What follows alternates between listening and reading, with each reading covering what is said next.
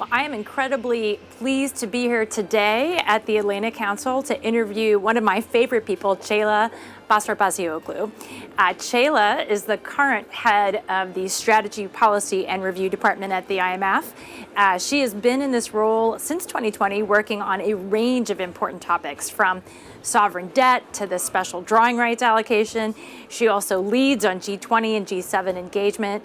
Ceyla has a really impressive career. She's worked at the World Bank and served as the Vice President for Equitable Growth, Finance, and Institutions, overseeing nearly $30 billion in operational and policy work. And she's also been in the international policy space for very many years, with positions at the IMF's Monetary and Capital Markets Department and with the government of Turkey.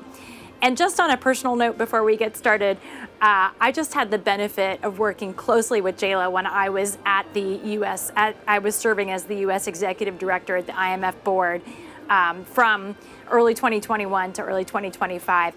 And I was just always impressed with her calm demeanor, insightful views, her support for her staff, and the way that she looks at complicated questions or controversial policies. Ceyla just has a demeanor and a willingness and ability to cut through the complication and find a good solution. So Ceyla will retire from the fund just following these annual meetings, and her departure will be sorely missed. So I'm really excited to chat with you today and just hear a little bit about your career here, and also maybe some lessons learned and what the future holds for the IMF. So maybe to start by stepping back for a moment and just reflecting a bit on your career over your time at the World Bank and the IMF. Could you talk a bit about, why you wanted to come work at these institutions, and maybe just some of the differences and the evolution that you've seen across the World Bank and the IMF? Great. It's great to be here. Thank you, Elizabeth. It was, thank you also for the very kind words. For me, it was a privilege to work with you when you were at the fund. I joined the fund in 1992, so that's many, many years ago. And it was very interesting because at the time my first assignment was Norway. And so I worked on the Nordic banking crisis. At the time, those countries were struggling with a major banking crisis. And the way Norway, Finland, and Sweden dealt with the crisis was very different. So it was a great learning opportunity in terms of bank resolution, crisis resolution. And they were very open with us to show us to discuss with us why the crisis happened, what policies helped to deal with it, and how they can be a source of experience going forward for other countries. So that was the start of my career, getting interested in financial sector issues, which at the time we didn't really think they were macro-critical. So the fund didn't have much expertise on financial sector issues. But then, of course, after that, I worked on every single crisis you can imagine, because that was really excellent experience to understand, how financial system works, what can go wrong, and so on and so forth. At that time, I learned a lot from the World Bank at the time, because they had a very strong financial sector department, and we worked with them on many different issues. So that was my first interaction with the World Bank, working closely with them on specific countries, especially in the context of the Mexican crisis, the emerging market crises, and so on and so forth. So the institutions are very complementary, sister institutions. The culture is very different. The bank, of course, is much larger and covers many more issues, sectoral issues. The fund is more structured in terms of what it covers, macroeconomic, macrofinancial stability issues, but really increasing complementarities between the two. So great institutions, both bring a lot of expertise to the table, and the coordination has been excellent from my side. Yeah.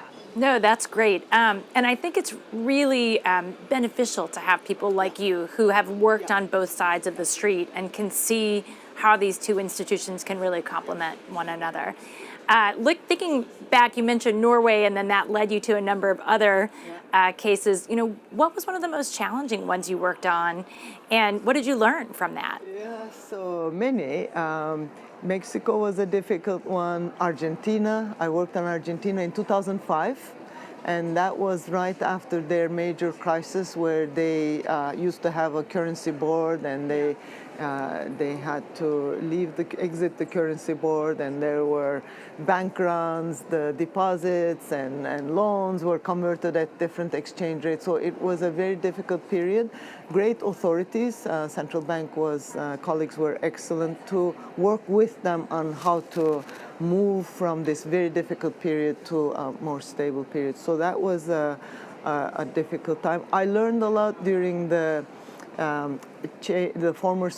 working with former Soviet Union republics when they were introducing their own currencies, their own institutions, independence of the central bank, and so on. So that was excellent. So there are many. I think what I really like about the fund, and people ask, how can you work in an institution over 25 years? Is because you can work on, like I did, on Ghana, on Mexico, on Argentina, on the UK. So you can work on monetary issues, financial sector issues, and so on. So you can work on a variety of different countries, from advanced to emerging markets to low-income countries, and on topics like fiscal policy, monetary policy, FX policy. So never a dull moment. But if you ask me, top two most difficult ones, one was Ukraine. In 2010, I was the mission chief. It was a very difficult time for the country coming out of a crisis. And the other one, the Spain FSAP I did in 2010, 11, when they were basically going into a crisis, and very hectic, very important, trying to assess what was the implication of the crisis on the financial system and how to resolve it. So those two probably were the ones that gave me the most gray hair. That's fascinating. And I think you're right. I mean, having worked in this space, every country's a little different, right? So it seems like you might be working in an institution for years, but you're doing something very different in every country case. Going maybe a little bit to the more recent past in your tenure here as head of SPR. So interested in your views around sort of this balance of the IMF focusing on its core functions versus some of these emerging market issues. And in 2021, the board approved strategies for climate, digital, fragile states, gender. Now those are coming under a little bit of pressure. I mean, I think there was a report in July from the Treasury Department that even talked about kind of refocusing the IMF on away from these issues. Do you think that the IMF has gotten the balance right with the World Bank? I mean, is that still an evolving issue for them? And do you think there is space to back away a bit, or do you think that's not wise given? Yeah, so I come back to the financial sector experience I had at the fund.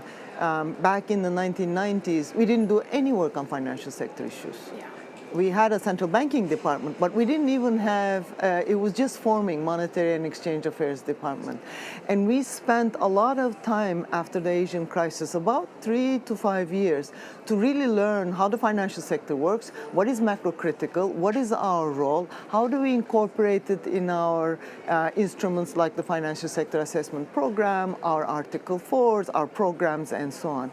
It was a period of 3 to 5 years, a lot of investment and a lot of work and analytical work, because it's a technical, rigorous institution. To understand those dynamics takes time. Same with climate, inequality, some of the other aspects that you mentioned.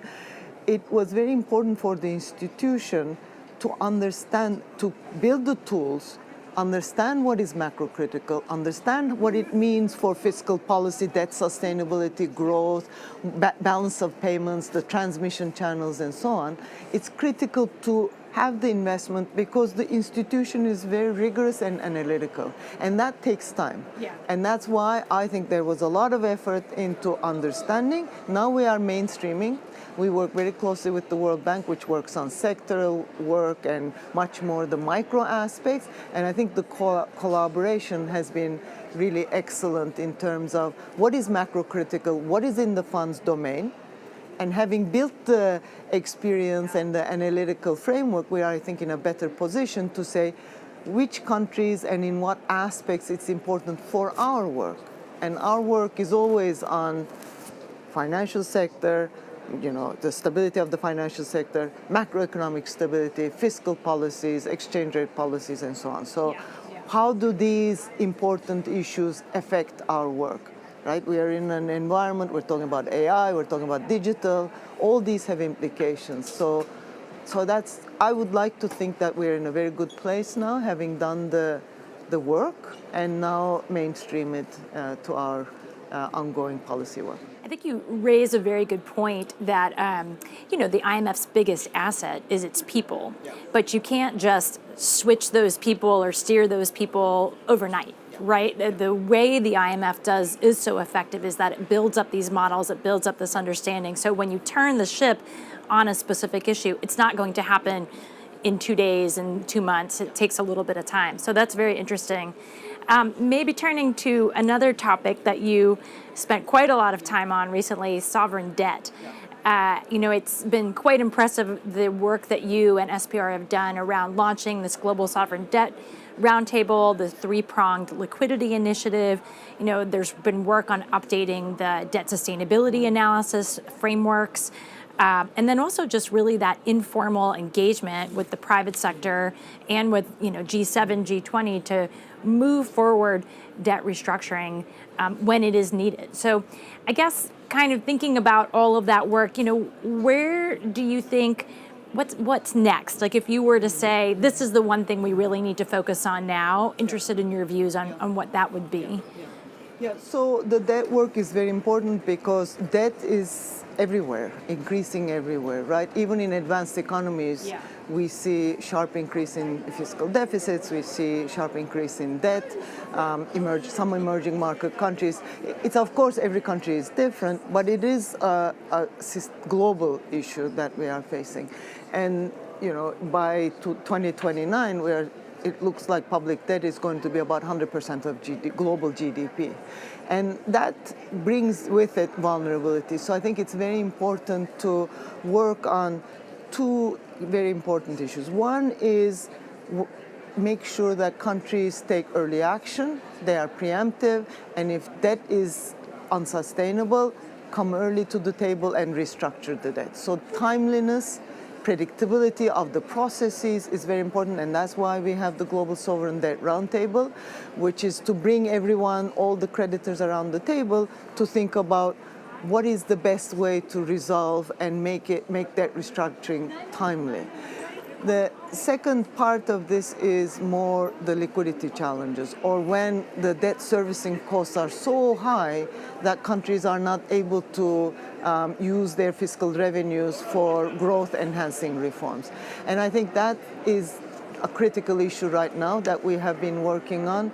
And some of the work with the World Bank, thinking about liability management operations, reducing the cost of expensive debt and so on, are going to be very critical right now because, debt servicing costs are, for some countries, over 20% of their revenues. And that really becomes a vicious cycle. Debt goes up, growth is not forthcoming, and then that becomes unsustainable at some point. Yeah. Should the IMF be doing more on advanced economy debt? I mean, on the low-income side or even emerging markets, there's a clear role, particularly when a country is coming to the IMF-World program. But yet, as we've seen from all of the World Economic Outlook, the curtain raiser, advanced economy debt is going up even more. I mean, is there more the IMF should be doing there? We do a lot of work on debt. We had our fiscal monitor out this morning. We have global public debt statistics, report, and so on, and our work in the context of both our multilateral and country-specific surveillance. We look at fiscal policy, how sustainable are fiscal deficits, what does it mean for debt sustainability, and so on. So the work is ongoing, and it becomes even more critical now because of the pressures, the fiscal pressures with more defense expenditures, more industrial policies, and so on and so forth. So one needs to look at this in a more holistic, sustainable fiscal policies context, and in that, of course, what advanced economies do is very important. If they issue more bonds, if they need to issue more debt, that will have implications on emerging markets and low-income countries. Yeah. So I think the spillovers from the behavior of advanced economies is also very important. Yeah. Turning maybe to another topic on lending. Yeah. It's interesting. I mean, I think Secretary Bessent has had some remarks. We saw this in the report on Treasury, kind of implying that the IMF needs to uphold strong program conditions. IMF has an upcoming review of conditionality next year. What are your thoughts? I mean, and I think it's important to be frank here. These programs are not easy, right? You have to take into account country ownership when you're designing reforms, but you also need to take into account, you need to design reforms that will get the country in a better place. Any thoughts on how to strike that balance? A lot of thoughts. For me, all these years of career, the one that I find most, I love the fund. I also enjoyed very much the bank and everywhere else I worked. But my most rewarding career experience was my service to my own country. Yeah. And I was sitting on the other side of the table with my IMF experience, on the other side of the table from the fund and the bank. And it was so important to see in person how reforms are done, how you get the Congress or the Parliament along with you, and how to get the ownership from the broad public when you really need to take very difficult reforms. And I'm very proud of what we did in Turkey in the period I was there. It was so important to make sure that we looked at all aspects and brought not just the policymakers, other policymakers, international community, but most importantly, the public with us. So I think ownership and how to get ownership is going to be critical in the success of programs. And we always call these IMF programs, but they are countries' programs. That's right. Supported by the fund. That's right. So I think that's key. And the review of program design and conditionality, which is going on right now, is really looking at, given the current environment of shock after shock, right? You design with the authorities a program which should help bring them to macroeconomic stability, but then COVID, wars, or other different trade shocks come in. And that makes it very difficult to adjust and do the reform. So I think we need to rethink going forward, if this takes longer, how to complement it with other initiatives that can help countries to be able to grow and get out of their problems. Yeah, yeah. We're also doing at the same time the comprehensive surveillance review. Yes. You're missing all these reviews. I know. I left too soon. So that's also important because that looks at, our annual health checks of economic policies of countries, right? And I think it's very important that these two reviews are going on at the same time. Yeah. Because to look at the vulnerabilities, emerging vulnerabilities, and contingency plan for those countries that are vulnerable, how a program can be thought through, what would be the key reforms at an early stage will really help ownership and a successful program. Yeah, yeah. On that point on surveillance, one of the things that, U.S. Treasury has long raised this, but Secretary Bessent really picked up on it back in the spring on external imbalances. I thought the external sector report really did a nice job of getting a little bit deeper on those issues. We have the U.S. Article 4 and the China Article 4 coming up. What are your thoughts? Do you think the institution needs to refocus a bit on this issue? Yeah. Well, I mean, it's very clear that persistent imbalances create a lot of issues for deficit countries, surplus countries, as well as spillovers for the rest. Persistent, excessive global imbalances. And that's what we really are focusing on. It came out in our discussions in the context of the comprehensive surveillance review. One of the issues that the membership really wants us to focus on is global imbalances. Yeah. What that means is the methodology needs to be revised, and we are working with our research department on that. The discussions with the different authorities in the context of the Article 4s will have to be very candid and look at these issues very carefully. And last but not least, what it means, actions of different countries, what it means for others will be very important. Imbalances are a mirror of macroeconomic imbalances. So addressing those issues of overconsumption or over savings, that's really part and parcel of what Article 4s do. So there's a important connection between global assessment as well as individual assessment of countries that are large and large deficit or surplus countries. Yeah. Well, I'm looking forward to reading both of those. I said this last night in our Decoding the WEO session, but I hope the IMF is very forward-leaning with recommendations, including on this issue of imbalances. Another question for you. There's a lot of shift, especially in this current administration, Trump administration, as well as given the decline in official development assistance, there's kind of a shift towards how can we leverage the private sector more in terms of supporting countries' growth, in terms of debt. I mean, what's the thinking here within SPR? Are you all also thinking about those issues and how to sort of bring the private sector in more actively in cases where we don't have as much grant or concessional finance? So there are two aspects of it. One is, of course, understanding how productivity enhancements can be achieved, which will be critical for growth. So really understanding the impediments to private sector participation in the economy is an area which we have been working on. Structural reforms, those are part of our work, surveillance, and program. The other issue is how to bring private sector finance. Right? So I think this is really critical.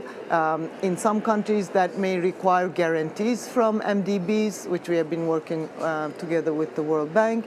In some other countries it will require addressing their debt vulnerabilities in the context of unsustainable debt, restructuring debt, and doing it in a timely manner so the private sector can come in, but also engaging much more with the private sector participants to understand what are the gaps in terms of both the financial architecture, the debt restructuring architecture, the debt issuance architecture. How can we work very closely with debt management offices to also make sure that they can manage the liabilities in a better way? So there are different components of it through surveillance, through our capacity development, institutional development, but also the convening power. Yeah. Now, I have to ask, did you ever anticipate we would be back in this world where industrial policy is now the trend? And what are your thoughts? I mean, you think it's going to keep going that way? Well, there are many reasons for why countries do industrial policies. There are some reasons which are for public good perspective and it makes sense, but then there are harmful reasons as well, which create spillovers, which create unlevel playing field across different private sector participants and so on. So I think we have to be very careful with industrial policies and when they would be tolerable, let's say, not desirable, but tolerable, and when we need to have certain guardrails to make sure that they don't harm competition and a private sector that can work better. Yeah. Do you think you need something along the lines of the institutional view around capital flows where there is this agreement reached, targeted, temporary, around what capital controls should look like? I mean, would something like that benefit? We published a how-to-do note on to help our teams in terms of their work on industrial policies. We do a lot of work on identifying the types of policies, the costs of those policies, the hidden costs of those policies. So analytical work in terms of what these policies are, what they mean, what their spillovers are, and then broader policy guardrails, like you said, what is acceptable and what really needs to be avoided. Yes. Yeah. So yes, I think we are developing, because there are different, as you said, they are increasing in intensity. So yes, clearly a work area for us. Yeah, maybe it would be difficult to get the board to agree to some guidelines. So who knows? A couple of kind of closing questions. One is just around where the IMF should go in terms of where we are today, right? We're in a really uncertain was used all over the wheel, but also evolving world. I mean, the trade world is evolving considerably. The rules are being changed. AI, cryptocurrencies might reshape all of our money and cross-border payments. Geopolitical tensions still remain very high. I don't think that's going to change, right? And the outlook for global growth is pretty unknown, because you've got these competing forces, positive and negative. There's a lot of talk about the IMF and its mandate and should it evolve and how it can remain kind of relevant. What do you think, having been at this institution? Do you think it should stick with its bread and butter, or do you think it needs to evolve in some way, given all of these new developments? I mean, this is clearly a learning institution, an evolving institution. I joined the fund and I was in and out all these years. And of course, what affects the world economy is very complex, and the factors, the shocks, the policies that impact the global economy are also evolving. So the institution has to learn and make sure whatever is microcritical is incorporated in our work. So I think there's a huge role for the fund, given our 191 country membership, the learnings from different countries, and the learnings over time, how these issues need to be addressed. And so I think it's a very challenging period, but a period where the fund has a very important role, a very focused role on our macroeconomic and financial stability. That's the cornerstone of our work, but how different factors affect it needs to be taken into account. And what about the fund's relationship with its biggest shareholders, the U.S., but also, Japan, China? Are there things that the IMF should do, or should it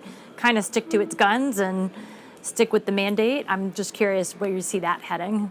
Well, I think the membership is very, of course, the board, right? We always discuss what should be the priorities for the institution. There's guidance from the board. If we are going to work on a specific topic, we go to the board and come up with a strategy and get agreement, endorsement from the board. So yes, and major shareholders are, of course, very much in this discussion. So, I mean, as I said before, the strength of the institution is its analytical rigor.